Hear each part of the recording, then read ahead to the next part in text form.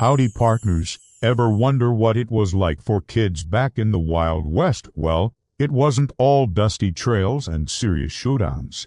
Let me tell you about two pint-sized pioneers, Dusty Dan and Sassy Sue. The funniest duo in Cactus Creek. Their biggest rival wasn't some fearsome outlaw. It was a chicken named General Cluckington, who thought he owned the whole town. Ho, ho, ho! One sunny morning, the annual Cactus Creek Chili Cook-Off was announced. The grand prize: a shiny, brand-new lasso, strong enough to rope a runaway bull, or so they said. Dan and Sue knew they had to win it. Their chili recipe was a family secret, passed down through generations, allegedly. It had everything: beans, more beans, and a secret ingredient so secret they hadn't even figured it out yet. Ho, ho, ho!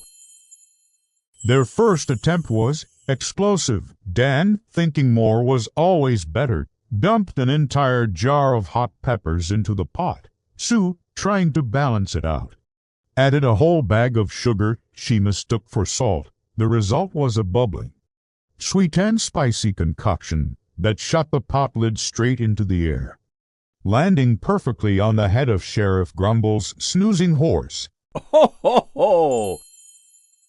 The horse, startled, galloped through town looking like it was wearing a very fashionable, albeit slightly dented, hat, and deterred, they started again. This time, they decided to forage for their secret ingredient. "It's gotta be something wild and unique," Dan declared, holding a stick like a divining rod. They ventured just outside of town, where they found some peculiar-looking berries. Ho, ho, ho!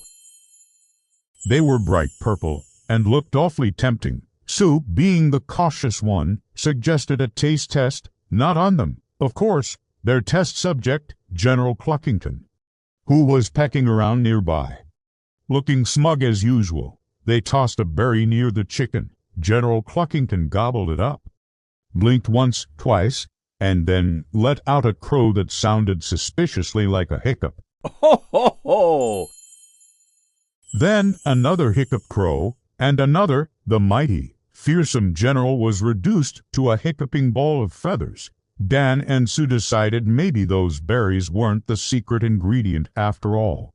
They scurried away before the general could trace the hiccups back to them. Ho, ho, ho!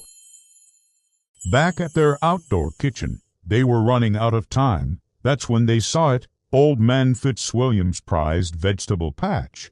And in that patch, the biggest, reddest, most perfect tomato they had ever seen. "That's it, Sue. That's the secret ingredient," Dan whispered. "The tomato of triumph." Ho, ho, ho! Now, getting the tomato was the tricky part. Old Man Fitzwilliam guarded his garden like it was Fort Knox. He had a series of ridiculously complicated alarms made of tin cans, strings, and a very grumpy goat named Buttercup. So, they hatched a plan. It was a classic distraction. Sue, a master of disguise, put a bucket on her head and started making cow noises. Ho, ho, ho! "Moo, I am a lost cow, moo," she yelled, trying to lure Fitzwilliam to the other side of his yard. It was a terrible cow impression, but Old Man Fitzwilliam was a bit hard of hearing. He squinted and shouted, "Is that you, Beatrice? You sound a mite peculiar today." While Fitzwilliam was busy having a conversation with a cow, Dan Army crawled toward the garden. Ho, ho, ho! He dodged the tin cans, carefully stepped over the strings, and came face to face with the final boss, Buttercup the goat. The goat just stared at him, chewing slowly. Dan held his breath. He reached for the tomato, his fingers just inches away. Suddenly, Buttercup let out a loud baa. Dan jumped, accidentally grabbing a handful of onions instead and tumbling backward into a mud puddle. Ho, ho, ho! He was covered head to toe in muck, holding a bunch of onions. So much for the tomato of triumph. Defeated and muddy, they trudged back to their empty chili pot. All they had were some beans, the wrong kind of sugar, and now a handful of muddy onions. Just then, their ma came out. "What in tarnation are you two up to? You look like you wrestled a hog and lost." Ho, ho, ho! She looked at their meager ingredients, shook her head, and smiled. "Every good cook knows the real secret ingredient isn't something you find," she said, winking. "It's something you've had all along." She handed them a small, weathered tin. Inside was her special blend of chili powder and a little note that said, "Just add love, and maybe a little less sugar this time." Ho, ho, ho!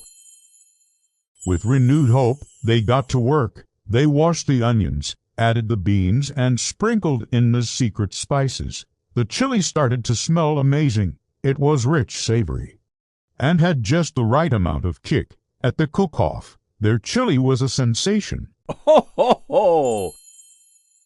Sheriff Grumbles had 3 bowls. Even Old Man Fitzwilliam, after finally realizing Sue wasn't a cow, had to admit it was the best he'd ever tasted. And General Cluckington, he was still hiccuping in the corner, which provided some great dinner entertainment. Dan and Sue didn't win the shiny lasso. The prize went to Ma, who had entered her own batch of chili just for fun. Ho, ho, ho! But they didn't mind. She let them use the lasso anyway. They learned that sometimes the biggest adventure isn't about winning, but about the hilarious, muddy, chicken hiccuping journey you take to get there, and that the best secret ingredient really is a little bit of help from someone you love.